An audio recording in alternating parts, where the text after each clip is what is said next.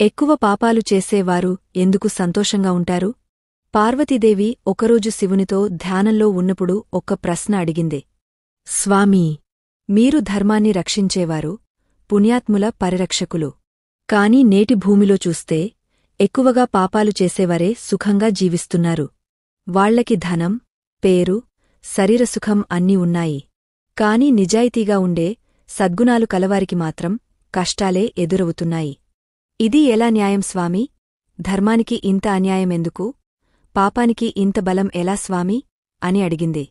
శివుడు ఆమె వైపు సున్నితంగా చూస్తూ ఈ ప్రశ్నకి సమాధానం నేను తప్పకుండా చెప్తాను పార్వతే. కాని మాటల్లో కాదు, దీనికి సమాధానం ఒక సంఘటనలో ఉంది. నాతోరా, నీకు నేను ఒకటి చూపిస్తాను. అదే నీ సందేహానికి సమాధానమని చెప్పి శివుడు పార్వతీదేవిని వెంట తీసుకుని ఓ దట్టమైన అరణ్యానికి తీసుకెళ్లాడు.